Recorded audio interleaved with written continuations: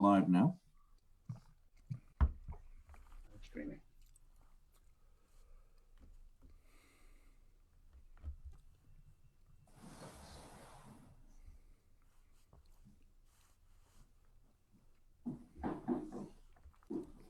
Okay. And all right, I see we're live, so we will get started. Hi, everyone. I'm Caleb Hale. I'm with the SIU Alumni Association, coming to you from my living room this afternoon. But we are doing another one of our live chats, this time with Mike Haynes and George Brozak of the SIU Alumni Association Marching Band. Of course, the marching band turned 60 years old this year, and usually the Alumni Association by this point would have had our annual alumni band gathering and reunion. Of course, homecoming not happening this year, that couldn't happen, but we wanted to take a few moments to recognize the history of this institution a little bit. So I will let Mike start off with an introduction of himself. Hi, I'm Mike Haynes. I was director of the bands for many years. I was fortunate to have all those years with this band. That's how I ended up at SIU. I came here as a grad student in 1964, and the band at that time had donned the Homburgs and the tuxedos because the band was begun in what they called the new concept at that time in 1962. Up until that time, most college bands were, number one, pretty much all military and quite often all male. They grew out of the ROTC programs on the campus. But our SIU band was just a college marching band in the traditional marching band with a cape with the S on the back, a typical military drum section and everything else. But a gentleman named Donald Kennedy, who was a director of bands and percussion teacher here, came up with this idea that he'd like for the band to play modern music, contemporary music, jazz, dance music, that kind of thing. But a marching band that in military uniforms looked like they should play marches, not jazz. So he said, let's get a marching band that plays jazz. And at that time, SIU was exercising and supporting, sponsoring lots of new approaches to doing things. And Mr. Kennedy suggested that the marching band should be in tuxedos, which were the uniform of the working musician. So that's how they changed to the tuxedos. And in 1962, instead of being in with their Superman capes, they appeared on the field in red dinner jackets, plaid dinner jackets, and black dinner jackets with Homburg hats. And it really caused quite a stream all over the place because hardly anybody was doing anything like that at the time. We were very fortunate to have, at the same time, a talented young arranger. His name was Glenn Dahm. He was a student, a composition major, who was a terrific jazz arranger. And he started adapting jazz band pieces to the marching band. So that's really how it all began. Mr. Kennedy was the percussion teacher, and he also wanted to do things with percussion a lot more than what was done then, snare drum, bass drum, cymbals, and that's it. And he came up with the idea of percussion carts that allowed them to have all different kinds of drums, a xylophone, timpani, all kinds of things, which allowed then the band to play more contemporary music with the proper kind of percussion section. So that's really how things got started. I came here in '64 as his grad assistant, Don's grad assistant, and he left for another position the year after that when I graduated with my master's, and was very fortunate to take over the band then in 1965 and 66. And at that time, they were, again, all male. The musicians, the players were all male. The only women in the band at that time were the twirlers. And there was a twirling corps of anything from 8 to 11 girls. And they maintained that from 64 when they started into the early 70s. So I said, I did the band for 2 years, but then I was drafted in the Army, and I played in an Army band for 3 years. Nick Koenigstein came to us from Florida and became the band director, marching band director for those 3 years. He continued all the traditions with the tuxedos, Homburgs, spatial arrangements. And by the time I got back from the service in 1970, it was all pretty well established. Marching Salukis had become known because of a number of national television performances at the time too. So they really were able to draw some attention to what's happening at SIU that far back. I was fortunate to come back in 70 and continue with the band. About 71, by that time though, the women had to have their say and they were justified in getting. So we went from an all male marching band because we had been at one time military to co-ed band in the early 70s and been that way ever since, of course. And then I was lucky to spend the next 20 years or so and beyond working with the marching band every year in the fall and helping them continue to have fun, enjoy themselves, and support SIU. So essentially, that's a thumbnail sketch. By the time I felt the football field was getting a little long, 1996, I decided, why don't we look for another marching band director? And we had about 3 or 4 different directors over the years. Travis Albany followed me in 1 year, then Mac Bishop for a year, Andrew Tucker for about 4 or 5 years, Tom Boo for 4 or 5 years, and then George is now in his 11th year here, correct? Right. Yes. Yes. So that brings us up to date director-wise as well. That's a brief history. You know me, I can talk forever, but I'll try to keep it brief that way. George, you want to take over from there? George, tell us you've really covered the last decade or so of what's been happening. So what's kind of changed and what's stayed the same over this last decade? Well, I guess maybe I'll talk a little bit about. I guess most people probably know, but I came in 2009, as Mike mentioned. I had been at South Carolina for 3 years, and when the opportunity opened up here, my kids, unfortunately, went through a divorce, and my kids were in Urbana. And so I was driving 12 hours one way to come and visit. If I was lucky enough to have a free weekend, the SEC schedule was pretty demanding. And unfortunately, I saw the writing on the wall that was never going to change.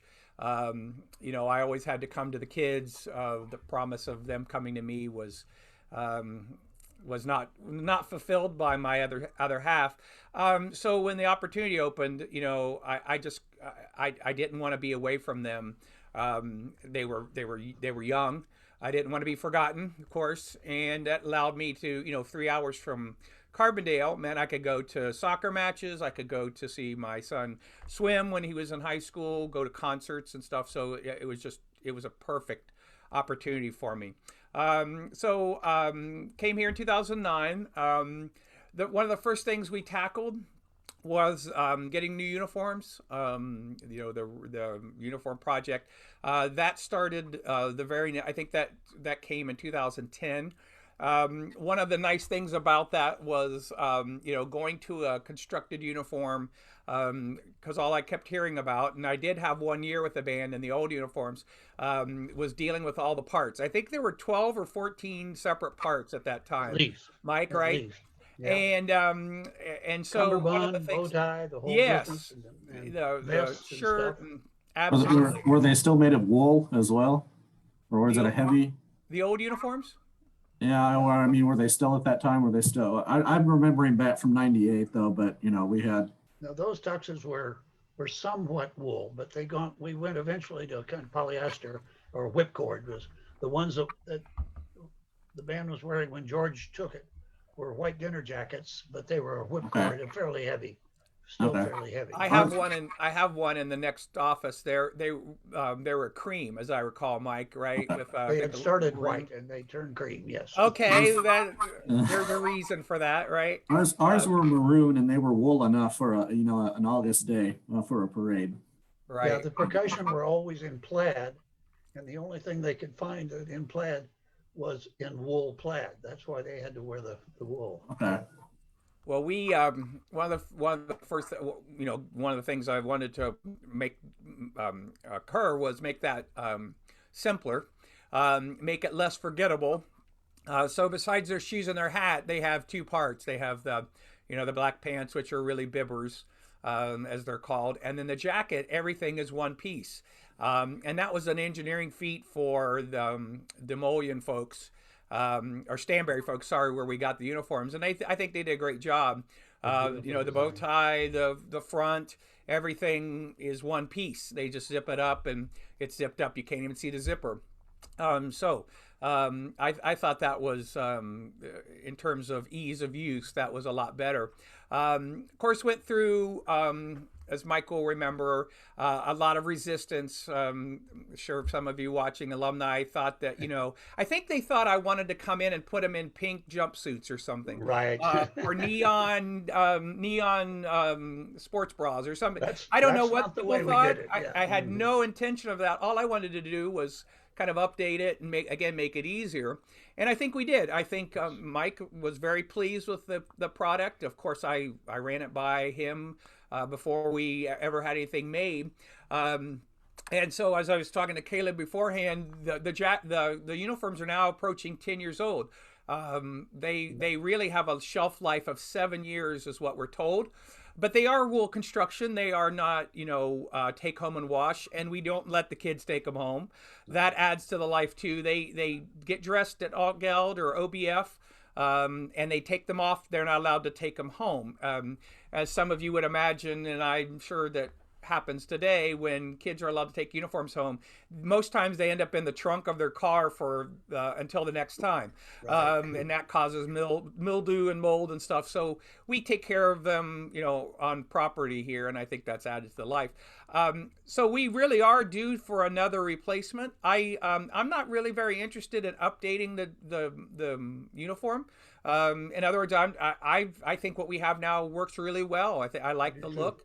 I'm not looking for pink or neon, and I don't think anything really needs changed. I like it. What I was kind of thinking about is more just a replacement of, sometimes those things that you can only clean them so much, and the whites don't get white anymore. No. So Yes. they need replaced just because of wear and tear, not because I want to change the look. Yeah. Over the course of my tenure, we had the original uniforms when I took over the band, and we stretched those, I think, into about 12 to 14 years of use, but then went to, again, still tuxedo uniforms.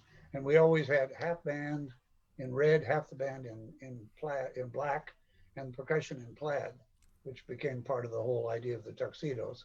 So we went to new uniforms there then in the late 70s and had them for many years until we finally went to school colors, maroon and white. And that was the uniform then that George inherited for 1 year. Yes. It used to be white, it's now cream, yes. It looks cream. Yeah. I do see some college bands.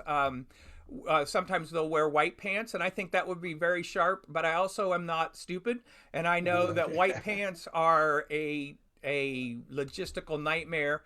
They look great, but you're constantly cleaning them, and somebody's sitting in something. So while I think it would be cool, maybe to have both sets of pants, I don't know that I want to take that Gotcha. risk. Well, I've got a visual here that would kind of help show off what we're talking about. This was something that was put together by a fellow alumnus Brian Munoz last year for the 150th, but it does show off the kind of the history of the uniforms very nicely. And I'm trying to. While you're doing that, I'm going to go grab the one I have. Okay. All right, I'm going to bring this up on screen. I don't know if the sound will come through necessarily all that well. I'll try and control the volume, but everyone's seeing this will give you kind of an idea of what the evolution of the marching band look and feel was like.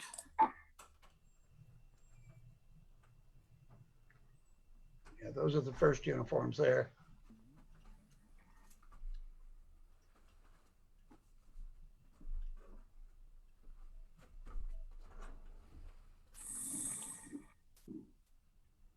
Those were the second uniforms. Which stadium? Yeah. That's the old traditional. That's back to the first uniform, Scotty. That is the original SIU uniform right there. That may have been Dick Gregory also as a bass drummer. And yeah, those are And that's one of the white tops. Yeah. Yes. And those are pretty sharp, the new ones. So I would agree with you, George. You don't necessarily need to mess with design on that one anymore. Yeah, the white is what the drum majors wore, and I chose white because I think probably from Mike's year, and since certainly the band before I got at least the uniforms when I got here, that's what the drum majors wore. Yeah. So I thought that was something. I also they also did a sketch for me of what it would look like in black. Again, something we could have had white, drum majors and different things. But I like that. By the way, here is the one that I have. Would you agree with me? It looks cream. Yes. This is what you call a nice candlelight. This is yeah, and so here are some of the parts and pieces. Obviously, there was a vest, the jacket, pants. At one point, they had a button-on dickie. They over the years they did different things. Yeah. Yeah. Here's what's left of it. But it's definitely a cream. It's become a cream color. So I have this. And by the way, I don't know if you guys can see, but the mildew here. That was when I got it. This hasn't changed since I've been here. This is how it was. So this was a typical uniform. In fact, I think I took this to Sam Goldman, who was the chancellor when I got here. He was on his way out, but I took that to him just to show him kind of what the state of things were, and that he put me in touch with the foundation, and we got going through that, and we're very successful thanks to all the great alumni donations and people who helped with that. And Mike, one of the things I wanted to make sure we touch on is just kind of the histories and traditions of the band that came together. One of the things that struck me during my year there and when I came in there is I really felt like I was stepping into an institution that really predated me. Had been there a long time. There were traditions, there were sayings, there were tricks, and everything else that really were ingrained into the culture there. And I mean, what was kind of the evolution of that, and how did all those things really get embedded into the culture? Well, a lot of it had to do with Don Kennedy's idea of changing us to a contemporary group instead of a military group. So the student orientation of the traditions and the way we did things and the jazz just seemed to be the natural expression of that style instead of the military. So and to a great extent tried to encourage that up to a point with the students, but they enjoyed the idea of coming up with their own ideas for what we do and things like that, within reason, of course. Mm-hmm. And then playing the contemporary music made them feel more with it than just playing John Philip Sousa all the time. So, and it's carried in various mutations from that point, way back then. And I still see this band with George doing similar things, but in different ways that are more appropriate to today. I mean, but I think the kids that are in the band do feel that they're not being told just what to do, that they're contributing what they do, contributing ideas for what they do. And that makes them, I think, feel they belong a little more in the group. Okay. Yeah, George, what kinds of things have kind of carried over from the old times, and what's brand new? I agree with Mike. I came from when I was undergraduate. I was at Ohio University, and we were very much a show band. A tradition that's rarer and rarer, even more so than Ohio State. We had a very high leg lift, a 45-degree, a 90-degree chair step, thighs or calves at 45 degrees.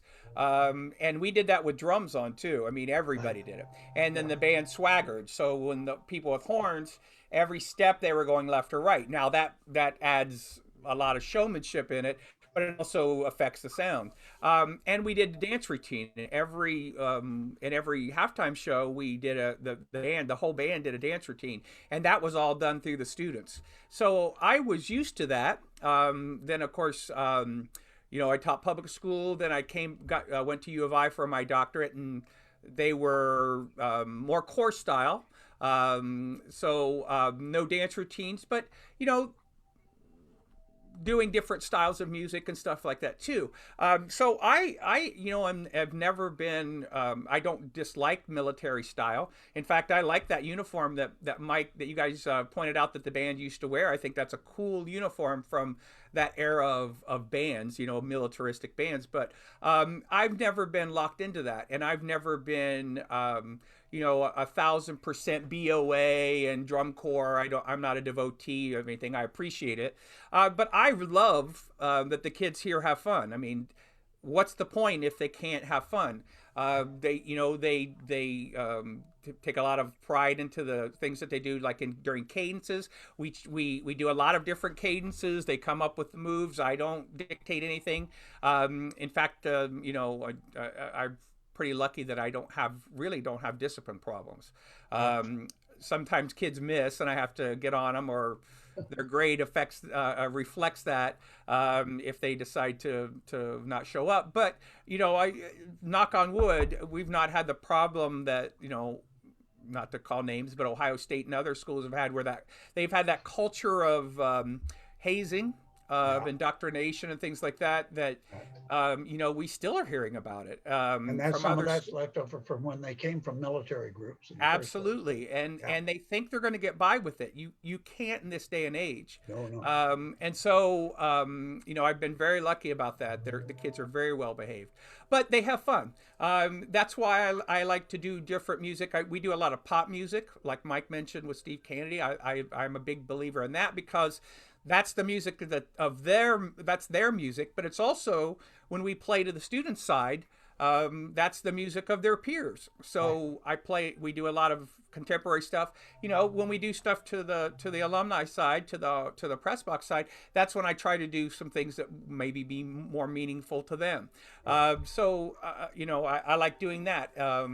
Again, the dances and cadences, they still do the cheer at the end of the day. We sing the alma mater together. So there's a lot of carryover from Mike's years, and Mike has come to many practices, and he, not to speak for him, he can speak for himself, but he's told me 100 times, boy, they're having so much fun, and this is, it's the same as when I was here, so I appreciate that. Mike, right?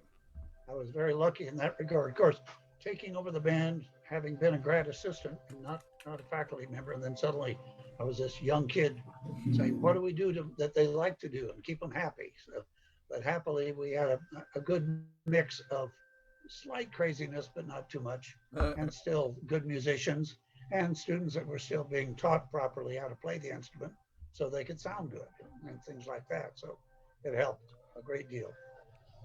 But they had that identity for a while, and I've watched that morph over the years, but it's always been a positive thing. Mike, one of the interesting things about some of the early arrangements the band played was that, and you mentioned it before, was that Glenn Dahm, who passed away last year. That's right, just last year. But went on to do some pretty big things in motion pictures, television, scoring, things like that. He arranged a lot of some of the early work the band played. He composed "You Deserve a Break Today" and 100 others like that. He did a lot of commercials and movie work. Worked out of New York all those years, and became a very, very successful and writing for big name singers all over the years. Yes, terrific guy, nice guy, trombone player to begin with. What were some of the arrangements? I mean, what did he do for the band? Or what? I know one of the NBC News themes that you heard for years was on that. Dr. Weiss has a tape that they put together of all the commercials that he's done. It just blows your mind. They're half the ones that you've heard all your life, and he wrote them. And then he also did a lot of writing and arranging out on the East Coast for bands, and a number of CDs and DVDs or CDs of his arrangements with big bands. Yes. And George, what's kind of the pull these days of the band as kind of a recruitment tool to SIU, to be something that people want to be a part of? Well, I've worked really hard on that. Yes. And I've been a big believer. Recruitment is ongoing. I'm talking to kids right now from the class of 2022. I mean, It's never too early if they're interested. Some of them want to come do campus visits and things like that. It never stops, and you can never lay back on it. The days of institutions having an automatic, how should I say, an automatic, a channel. Those days are long gone. When I was at South Carolina, Jim Coburn was the director of bands. He always used to say, well, kids are going to come here. We're the state school. Well, baloney. And I used to say that to him. No, we would go back and forth about Furman, which was up the road. Furman is a very expensive school to attend, but kids go there.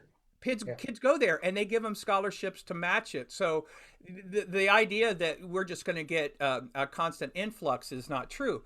The same thing happens. Some schools don't have a music major requirement. Some don't.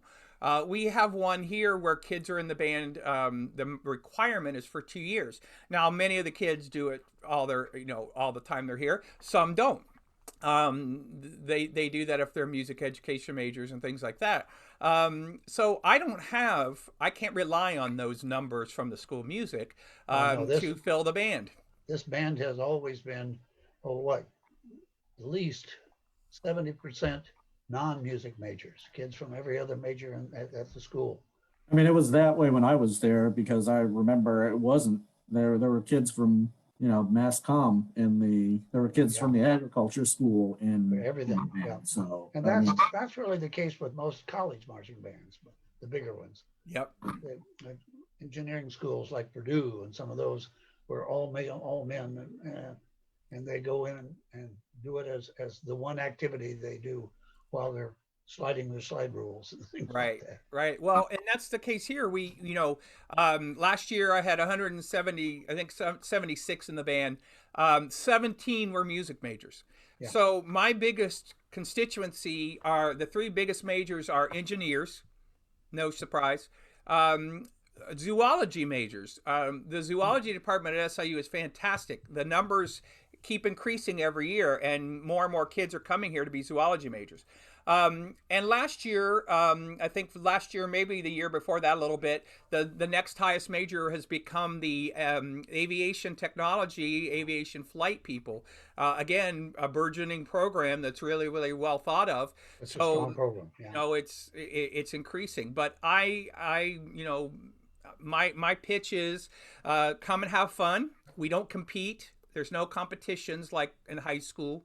We aren't meeting every day. We don't meet morning, noon, and night. Some band directors in high school, when they're competitive, they have a 7 a.m. practice, and then right after school, maybe 2 or 3 hours. But we don't have to do those kind of things. That's not something college bands do. So it's my pitch is about having fun, doing something that you've spent a lot of time, middle school and high school doing. Don't give up, and come and play here and enjoy it, and support the school and support the teams, and make a lot of great friends. And I think that they do. And I might add that those great friends they make last forever. We have quite a strong alumni band group from all years that come back at homecoming, and they had an experience here that they want to recover when they come back and remember. And that's one of the beauties of what they get and what they bring with them and take with them. Yeah, I can tell you from personal experience, my best year at SIU was my freshman year at SIU, and it had a lot to do with the marching band and being able to come in and have that group of people to have that shared experience with. It really helps you find a place early where you feel like you belong. Absolutely. And spent a lot of time with them, and I tell everyone all the time, Mike.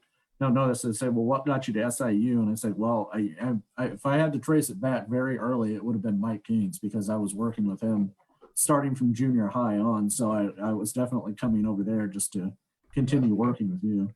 You had retired by that time from the marching band, but I didn't really notice it because you were still pretty much in everything else that I was doing. The camaraderie that the band feels as they work together and feel like they're contributing to the university too. That shared contributing. Yeah.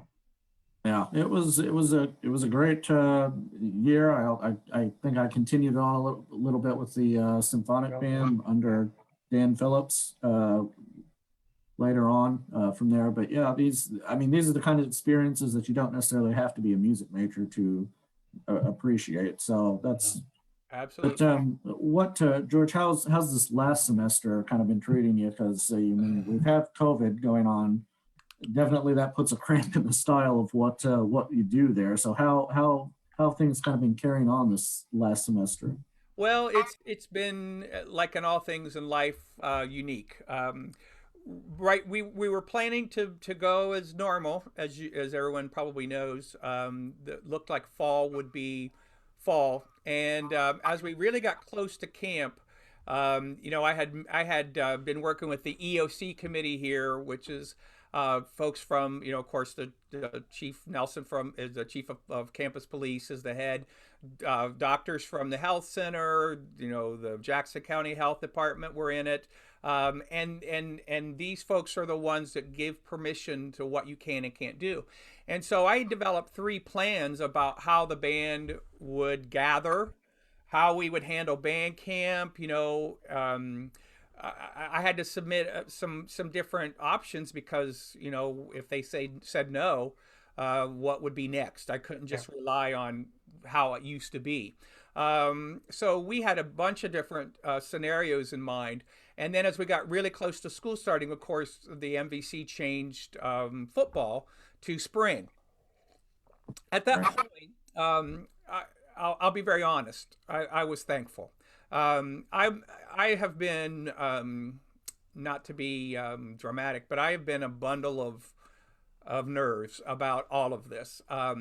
Not because I'm afraid of the kids and I think that they can't make good decisions, but should something happen because of me, because we did X, Y, or Z, or somebody got sick, I don't know what I was going to do. I would have really felt that really deeply. So I thought that was a great decision. Many other schools did as well, as you all know. So what we did is because football was changed, we then moved marching Salukis to spring, and we moved symphonic band from spring to fall. So this semester I've been doing symphonic band. We'll have our last gathering next week because when we come back from Thanksgiving, we won't be we'll be all totally online. So I've enjoyed that. I sure like conducting and making music and rehearsing. And then we were lucky enough to have one football game. So we put together a group.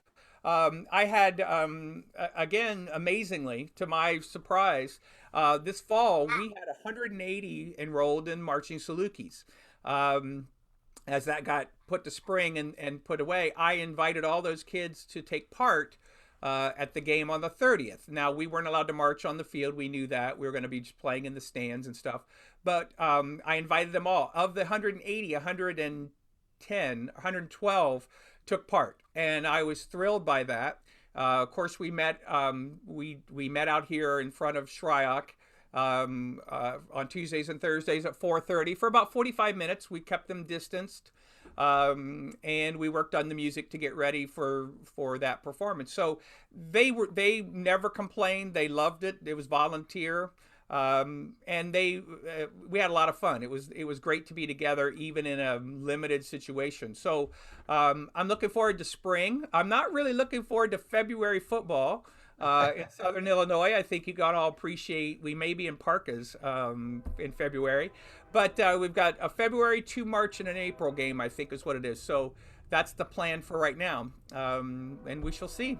But that's how things have changed with us. Here at SIU for these 2 semesters.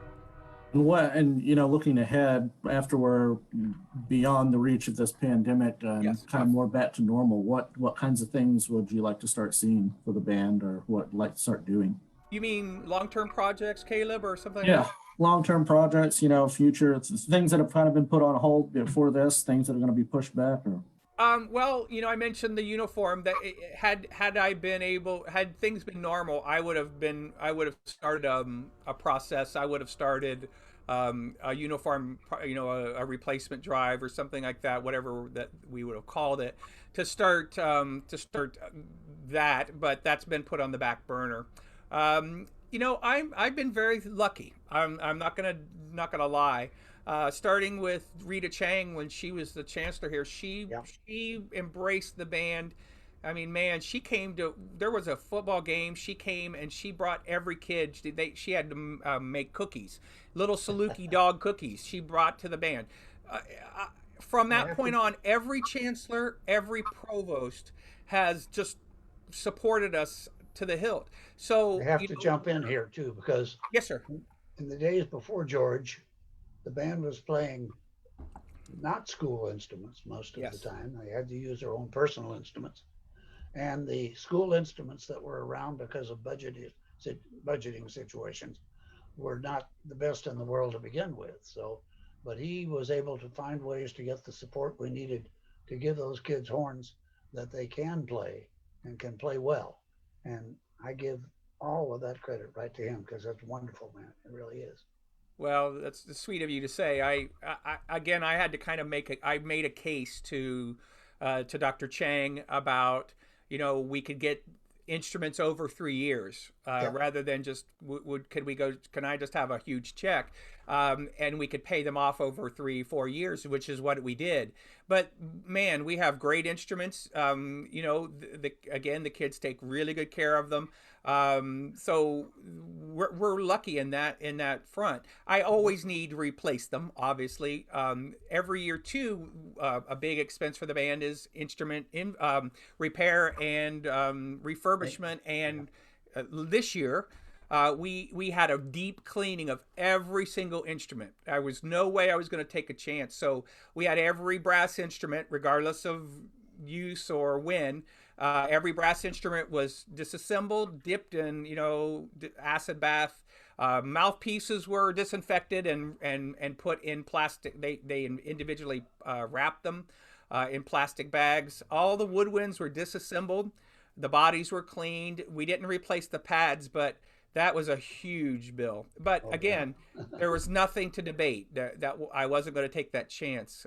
So instrument upkeep and replacement is a thing that I'm always thinking of. I would love to, Caleb, and I've talked to Mike about this. I would like to travel more. I'm not trying to travel every weekend, but it would be cool if we could go to an away game. Um, you know, um, Even if it's one of the big ones at the beginning of the season where we're going for the big payout, I would love to be able to take the band there. But travel is just incredibly expensive. Right. I would need probably 5 buses and a minimum. Plus, we need food and probably a hotel if we're going somewhere of any distance. But I would like to do some things with the band of getting them off campus once in a while. I would not want to go to away games. Please don't anybody start petitioning me. That's not going to happen. That's part of the thing that's another draw to the kids. Again, SEC, we were gone every game. I had a band. I had either the full band or I had a 100-piece pep band at every game. And some of that was flights. We flew to Arkansas and stuff like that. That's incredibly expensive. But I'm not interested in that here. I would just maybe one trip a year, just something for the kids to enjoy and have fun. Even if it's going to U of I, like we did. Was that 5 or 6 years ago? We went up and did a combined halftime show with the Marching Illini. Stayed overnight. We had a great time, and the kids loved it. It was fun to be with another band. Yeah, I would point out in my days, the pro teams that we played for would at least pay our expenses, whereas those days went away. They sure did. But it used to be we would always do at least a St. Louis game and quite often a Chicago game, and we went to New Orleans once or twice. We've done others as well. But that went away about the time I retired, and the university could not afford that kind of extra money to do that a lot. Was the thing. We did a pro game for the Rams in St. Louis when I was there. That's right. I don't remember what the stadium was called then. I think it was still the TWA Dome at that point. It was in the second. Yeah, it was in the second game. Yeah, the second stadium. Yeah. Okay. So Yeah. not to monopolize that, my first year here, we were still under those days, and Rams, had us back, and we went and played. And then almost immediately after, as we were planning for the next year, the marketing people took over, and they were like, "Well, if you want to come, we want you to come back, but you need to buy or sell to parents 100 tickets. And I'm like, forget it, we're done. And I mean, there was no way. I don't have these kids. The college kids shouldn't be selling cheese and sausage. They should not be selling candy bars and stuff like that. And I'm not gonna have that. And I'm not gonna ask them to try to sell tickets to their parents so we can go perform for them for free. I mean, it was they weren't gonna pay any expenses either. So it was like, come on. And I think unfortunately a lot of teams are like that. They expect the half times to not only pay for themselves but also to bring profit to them. And Oh yeah, it's yeah, those days are gone. gotten into that. Yeah. Yeah, it's definitely not as cute for a 20-year-old to be walking Nope. around with candy bars saying, "Would you like to raise money for my band to go to?" Most That's people would be suspicious of that anyway. I think if someone that old George came to and the them. band, when George and the band are looking for the new uniforms, going to be facing that same situation. You don't have a college band out knocking on doors selling chocolate. You have to do it other ways. All right. I've seen from some of the comments that are coming in through the Facebook feed that you have at least a couple people who are ready and willing to donate to that project when it comes about. So That's I great. don't see any feed. So please thank everybody who's written in. Thank you very much. I Absolutely. wasn't intending to be a salesman.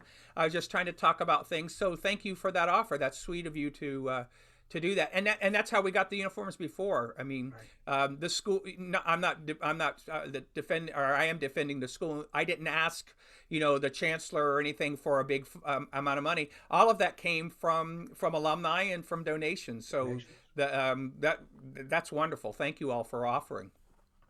and Mike, I'm sure by the next year we'll be able to put on another alumni band reunion as we normally do. Obviously, it wasn't meant to be this year, but we usually have a pretty strong showing. Yeah, we have a pretty strong showing on this, and I think the alumni band group is one of our most enthusiastic groups that we do I've have. noticed in the last few years now, we're getting new alums. For years, it was pretty much just kids from my era, but now we're getting people from George's and from Andy and a lot of the other ones, and they're having fun together. It's wonderful. Okay. We love. I mean, homecoming for us. We incorporate the alumni band. Certainly they do their thing, but we do some combined things at pregame, but also halftime. We started doing that big SIU, the giant SIU, which I think is fun. And the kids, the current band gets to meet some of the alumni and get to see people who were in their spots before. So I love it. I think it's a lot of fun. We also enjoy playing for the Half Century Club on Friday night and for the alumni band on Friday night too. Surprise! Don't tell them. Yes, move the chicken breast off. All right. Well, is there anything else that either of you want to say before we part for the day? I think we've given, in some ways, Mike, we've given everyone a little bit of a virtual reunion because they have been kind of chatting among themselves on the feed here while we've been talking. But anything in closing that you want to say? Just hopefully we'll see you next year and support the university and support the marching Salukis. That's the main thing, because other kids want to have the same experience that Caleb's talking about. So. Definitely. I would close and say, Caleb, how much. Obviously, I hope you guys can all tell how much I treasure Mike. He has been since day one. I think he's been supportive, not just of me, but of the kids. He comes to things, comes to performances. He always lets me know how much he enjoys it, how much fun that he thinks that they're having, and how things really aren't different from when he was here. But Mike is a wonderful, wonderful man, as you all know, and I've come to just love him, and we are in touch all the time. We see each other. We sometimes when One Main was open, we used to have lunch a lot of the time. We need to start that up again, but I know why he's so beloved with the alumni, and I agree. I think he's a treasure, and I'm glad he's around, and glad he's a friend. Thank you, George. It will be a very long time before anyone can mention the marching Salukis without mentioning Mike Haynes. Well, I'll tell you one other dream real quick. Yeah. I dream of a band building. I dream of. We built one at South Carolina right when I left. In fact, it was done. So I dream of a band building, and I've told the kids this. They think I'm joking. I'm not joking. I'm hoping all of them will become doctors and win the lottery or invent Contributors to band building. Yeah. and they're gonna donate a band building. And if that ever happens, it will be the Haynes band building. That's how it's going to be. And so I've already named it. Well, If you donate $10 million, it's still going to be named the Haynes band building. No one's going to change that. All right. Thank you so much. Appreciate it. Well, thank you to both of you for coming on with me today. I think we've had a good conversation about the past, present, and future. And Pleasant day. to everyone who joined us, thank you. If you have any interest in learning more, if you're not already involved in the alumni band group, obviously contact the Alumni Association or Mike, and we can get you in touch with the activities that go on. Right. You know, they always looking for new people, new help for the events that they do put on. So everyone, thank you, and enjoy the rest of your day. Thank you, Caleb. Thank you very much. Bye-bye. Thank you, everybody.